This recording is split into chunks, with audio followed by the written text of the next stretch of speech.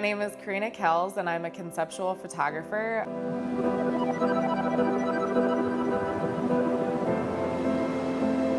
I base my photography on mental health issues and addiction issues.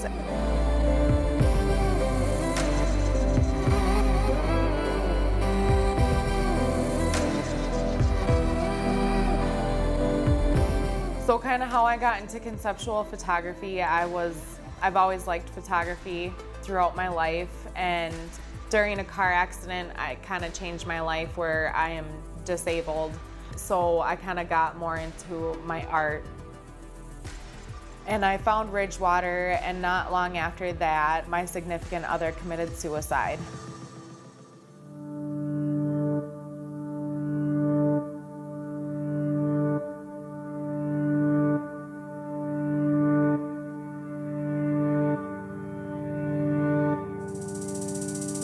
He really pushed me to do photography, so I decided to get into it and just kind of go with it.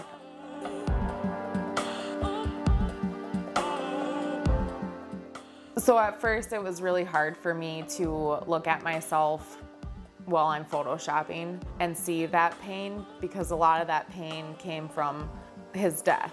It's something that's really hard to get through, but over time I knew that that was something he wanted me to do. The one thing that I can find light out of it is that maybe I can advocate in whatever way that I can. It took a while though.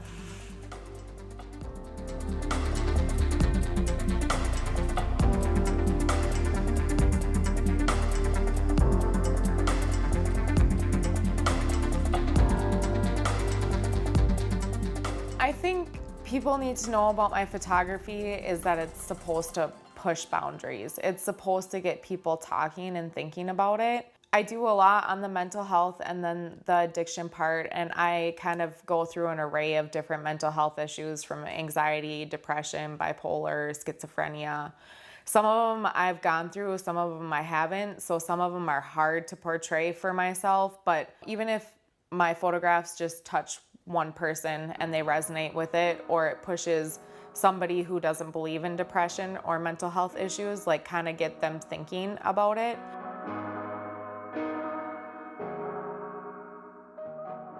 A couple of my favorite images that I've created would be the one where I'm headless. I'm out in a field. A lot of people think it's like sand, but it's not. It's snow. It's super cold. And it was a lot of work. It took a long time, the session took a long time, and the editing took a long time. That is just a single one, but it's probably one of my favorite ones because it covers so many different mental health issues and so many, abuse or sexual abuse. People see that one in so many different directions, and that's what I love about that photo.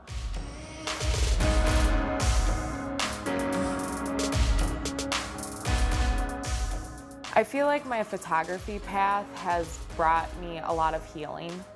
It's also brought me to realize and meet a lot of people with other mental health issues and realize, also like I'm not alone, and that we can talk about it and possibly help each other. And having my shows around here has been really great because, I hear negative things and I hear positive things.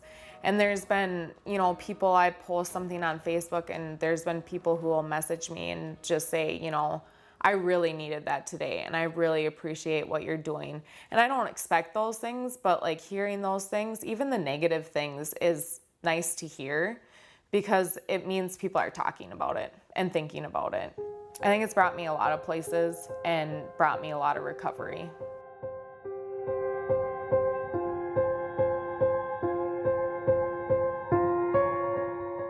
I think being an artist around this area is very important, no matter what you do. I really like my photography being around here because it's more conservative, and a lot of people don't talk about what's going on in their lives or are scared or feel ashamed that they're taking medication for mental health issues or seeing a therapist and stuff like that, and it's nothing to be ashamed of.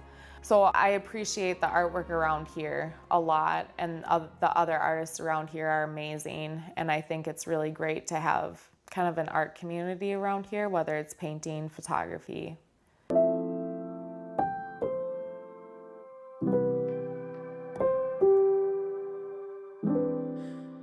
My advice to other artists that are struggling with mental health issues or people in general would be to, as your best, to keep trying to move forward. The best thing you can do is get help, see a therapist, or take medications that are sometimes are needed just for that extra help, because sometimes therapy doesn't do everything for you.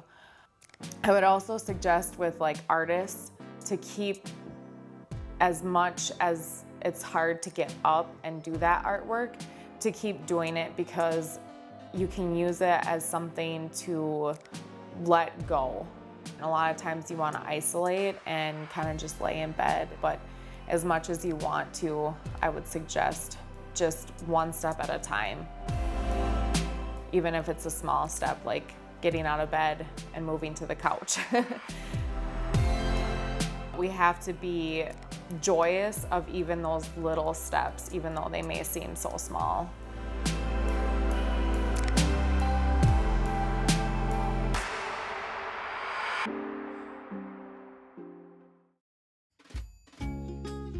Visit pioneer.org/postcards to catch up on missed episodes and to find out more about your favorite segments.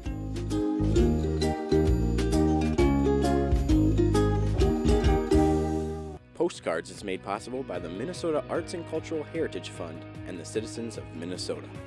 Additional support provided by Margaret A. Cargill Philanthropies, Mark and Margaret Yackel-Julien on behalf of Shalom Hill Farms, a retreat and conference center in a prairie setting near Windham, Minnesota.